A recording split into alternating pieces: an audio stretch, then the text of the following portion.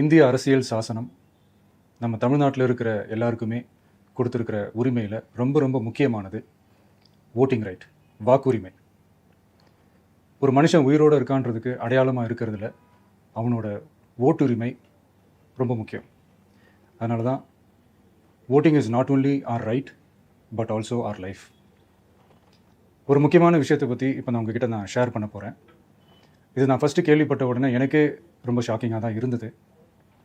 இப்போ நான் பேசிகிட்டு இருக்கிற இந்த நேரத்தில் தமிழ்நாட்டில் இருக்கிற நம்ம யாருக்குமே ஓட்டு போடுற உரிமையே இல்லைன்னு சொன்னால் நம்புவீங்களா? நான் நீங்கள் உட்பட யாருக்குமே அது இல்லை. நான் பயமுறுத்துறேன்னு நினைக்காதீங்க, அதுதான் நிஜமும் கூட. கொஞ்சம் ஏமாந்தால் நம்மள மாதிரியே இன்னும் லட்சக்கணக்கான பேருக்கும் இதே நிலைமை தான். ஓட்டு போடுற அந்த உரிமையே இல்லாத மாதிரி ஒரு நிலைமை வந்தாலும் வரலாம். இதுக்கு மெயின் ரீசன் அந்த எஸ்ஐஆர், ஸ்பெஷல் இன்டென்சிவ் ரிவிஷன், சிறப்பு தீவிர திருத்தம். இப்போது இந்த எஸ்ஐஆர் நம்ம தமிழ்நாட்டில் எப்படி ஒர்க் ஆக போகுது? கடந்த ஜனவரி மாதம் எடுத்த அந்த கணக்கெடுப்பில் 6,36,00,000 வாக்காளர்கள் நம்ம தமிழ்நாட்டில் இருக்கிறாங்க.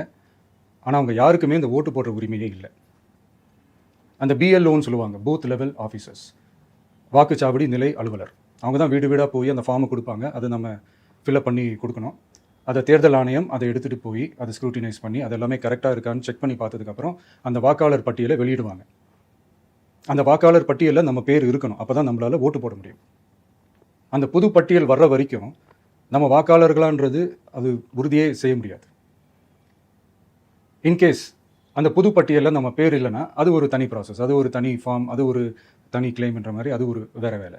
ஸோ இந்த மாதிரி நிறையா சிரமங்கள் குழப்பங்கள் இருக்கிறதுனால மக்களுக்கு இது மேலே ஒரு கன்ஃபியூஷன் ஒன்று இருக்குது. இது என்ன வெரிஃபிகேஷனா, இல்லை ஒரு மறைமுக ரீரெஜிஸ்ட்ரேஷனா, இல்லை இது வந்து ஒரு நியூ ரெஜிஸ்ட்ரேஷன் மாதிரியே தானா அப்படின்ற மாதிரி நிறைய கன்ஃபியூஷன் இருக்குது. அவங்க செய்ய வேண்டியதெல்லாம் ஒன்று தான். இந்த மாதிரி வீடு வீடாக போய் அந்த எனிமரேஷன் ஃபார்ம் நம்ம ஃபில்அப் பண்ணி கொடுக்கும்போது அதுக்கான அக்னாலேஜ்மெண்ட்டை அந்த பிஎல்ஓ அந்த ஆஃபீஸர்கிட்ட இருந்து நீங்கள் வாங்கிக்கணும். அது ரொம்ப ரொம்ப முக்கியம். இது நான் சொல்கிறது வாக்காளர் பட்டியலில் ஆல்ரெடி உங்கள் பேர் இருக்கிறவங்களுக்கு நான் சொல்கிறேன். இப்போ புது வாக்காளர்கள், ஃபஸ்ட் டைம் ஓட்டர்ஸ், அவங்களுக்கு ஃபார்ம் 6ன்னு ஒன்று இருக்குது.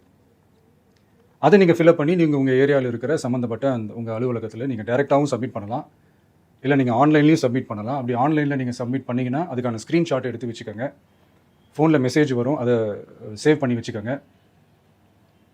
அப்ராடில் இருக்கிறவங்க கூட அந்த எஸ்ஐஆர் ஃபார்மை டவுன்லோட் பண்ணி நீங்கள் அதை ஃபில்அப் பண்ணி சப்மிட் பண்ணலாம். அதுக்கான அக்னாலேஜ்மெண்ட்டை வாங்கி வச்சுக்கோங்க.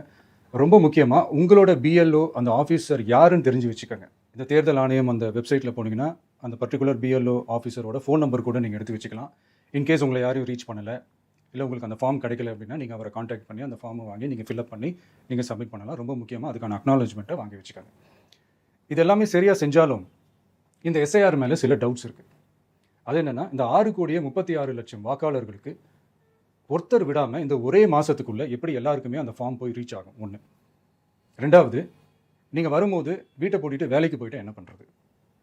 இப்போ நீங்கள் வருவீங்கன்றதுக்காக வேலையெல்லாம் விட்டுட்டு வீட்டுக்குள்ளேயே உட்காந்துட்டு இருக்கணுமா? ஸோ இதில் மெயினாக பாதிக்கப்பட போகிறது உழைக்கிற மக்கள், ஏழைகள், வேலைக்கு போகிற பெண்கள். இவங்களுக்கு யார் கரெக்டான அந்த பதில் சொல்ல போகிறது? ஒரு நியாயமான எஸ்ஐஆர்னால் என்ன நடக்கணும்? இப்போது இறந்து போனவங்களை மார்க் பண்ணி அதுலேருந்து டிலீட் பண்ணணும். இப்போ போலி வாக்காளர்கள் இருந்தாங்கன்னா அவங்கள மார்க் பண்ணி டிலீட் பண்ணணும். இப்போ ஆல்ரெடி ஓட்டு இருக்கிறவங்களுக்கு எதுக்கு இந்த ரெஜிஸ்ட்ரேஷன் என்ற பேரில் இவ்வளவு குழப்பங்கள் அப்படின்றதான் இங்கே கேள்வி. இப்போ புதுசாக வர வாக்காளர்களையோ இல்லை ஓட்டு இல்லாதவங்களையோ சேர்த்தா பத்தாதா? இப்போ ரீசெண்டாக நடந்த இப்போ எலெக்ஷன் 2021, 24 எப்படி எல்லாருமே ஓட்டு போட்டோம்? அதில் ஓட்டு போட்டவங்க கூட இப்போ புதுசாக ரெஜிஸ்டர் பண்ணணும்னா அது ஏன் அந்த கன்ஃபியூஷன் அப்படின்றத நாங்கள் கேட்குறோம். அதனால தான் நாங்கள் எஸ்ஐஆரை எதிர்க்கிறோம். இப்போ புதுசாக சில கம்ப்ளைண்ட்ஸ்லாம் வர ஆரம்பிக்குது. அது என்னென்னா, முக்கியமாக நம்மளுடைய டிவிகே தோழர்களுக்கு அந்த ஃபார்ம் கிடைக்க மாட்டேங்குது, கொடுக்க மாட்டேன்றாங்க அப்படின்ற சில கம்ப்ளைண்ட்ஸ். இது யார் பண்ணுறாங்க அப்படின்றது நான் தான் சொல்லி தெரிய வேணும்னு ஒன்றும் அவசியம் இல்லை உங்களுக்கு. இப்போ இருக்கிற ஆட்சியாளர்கள், அவங்களுக்கு கைப்பாவையாக இருக்கக்கூடிய சில பேர் வந்து இதை செய்ய ஸ்டார்ட் பண்ணியிருக்கிறாங்க. அதனால் மைடியர் வர்ச்சுவல் வாரியர்ஸ், இதை வந்து சாதாரணமாக எடுத்துக்காதீங்க. இது எல்லாருக்குமே அந்த ஃபார்ம் போய் ரீச் ஆகணும். இதில் ரொம்ப உறுதியாக இருங்க. அதையும் மீறி உங்களுக்கு அந்த ஃபார்ம் கிடைக்கலன்னா இருக்கவே இருக்கும் ஆன்லைன். தேர்தல் ஆணையம் அந்த வெப்சைட்டில் போய் அந்த ஃபார்மை டவுன்லோட் பண்ணி நீங்கள் ஃபில்அப் பண்ணி சப்மிட் பண்ணலாம். உங்கள் வீட்டில் இருக்கிறவங்களுக்கு நீங்கள் செஞ்சு கொடுங்க, பக்கத்து வீட்டில் இருக்கிறவங்களுக்கு செஞ்சு கொடுங்க, தெரிஞ்சவங்களுக்கு, தெரியாதவங்களுக்கு, பழகுனவங்களுக்கு, பழகாதவங்களுக்கு எல்லாருக்குமே நீங்கள் தயவு செஞ்சு கொடுங்க. அண்ட் ரொம்ப முக்கியமாக நம்ம ஜென்சி கிட்ஸ், நம்ம ஃபஸ்ட் டைம் ஓட்டர்ஸ், நம்ம புது வாக்காளர்கள், நம்ம நண்பா நண்பிகள், அவங்க ரொம்ப கேர்ஃபுல்லாக இருக்கணும். நான் ஆல்ரெடி சொன்ன மாதிரி உங்களுக்கான ஃபார்ம், அந்த ஃபார்ம் நம்பர் 6, அதை கரெக்டான டீட்டெயில்ஸோட, கரெக்டான உங்கள் டாக்குமெண்ட்ஸை வச்சு அதை சப்மிட் பண்ணுங்கள். ஏன்னா வரப்போகிற தேர்தலில் நீங்கள் தான், அந்த ஜென்சி வாக்காளர்கள் தான் மிக முக்கியமான ஒரு ஃபோர்ஸ் அப்படின்றது எல்லாருக்குமே தெரிஞ்ச ஒரு விஷயம். அதனால் உங்களை டிஸ்டர்ப் பண்ணுறதுக்கு, உங்கள் பேர் அதில் இன்க்ளூட் பண்ணாமல் செய்கிறதுக்கு என்னென்ன வேலைகள் செய்யணுமோ, என்னென்ன தில்லுமுள்ளு வேலைகள் செய்யணுமோ எல்லாமே அவங்க செய்வாங்க. இது நமக்கு எல்லா திசையிலையும் எல்லா பிரச்சனைகள் கொடுத்துட்டு தானே இருக்கிறாங்க. அது டிஃபால்ட்டாக நடந்துட்டு தான் இருக்கும், அது ஒன்றும் பண்ண முடியாது. ஸோ அந்த மாதிரி ஓட்டு போடுற விஷயத்துலையும் அவங்க என்ன உத்தரமராக மாறவா போகிறாங்க? நான் சில மீட்டிங்ஸ்லலாம் ரிப்பீட்டடாக ஒரு விஷயம் நான் சொல்கிறேன்ல, 2 பேருக்கு நடுவில் தான் போட்டி அப்படின்ட்டு. அது மேடைக்கு மேடை அவங்க அதை ப்ரூவ் பண்ணிகிட்டு இருக்கிறாங்க. அதனால் தோழர்களே, வரப்போகிற தேர்தலில் நம்ம யாருன்னு காட்டணும், நம்ம பலம் என்னன்னு காட்டணும். அதுக்காக அந்த பலமான, அந்த பவர்ஃபுல்லான ஆயுதத்தை நம்ம கையில் எடுக்கணும். அந்த ஆயுதம் வேறு எதுவுமே இல்லை, ஓட்டு, வாக்கு, ஜனநாயகம். அது இருந்தால் தான் நம்ம அந்த வெற்றியை நோக்கி நம்மளால் பயணிக்க முடியும். தமிழ்நாடே அந்த வாக்குச்சாவடி முன்னாடி திரண்டு நிற்கணும். அதை பார்த்துட்டு தமிழ்நாடே தமிழக வெற்றி கழகமா, இல்லை தமிழக வெற்றி கழகம் தான் தமிழ்நாடா அப்படின்ற மாதிரி இருக்கணும்.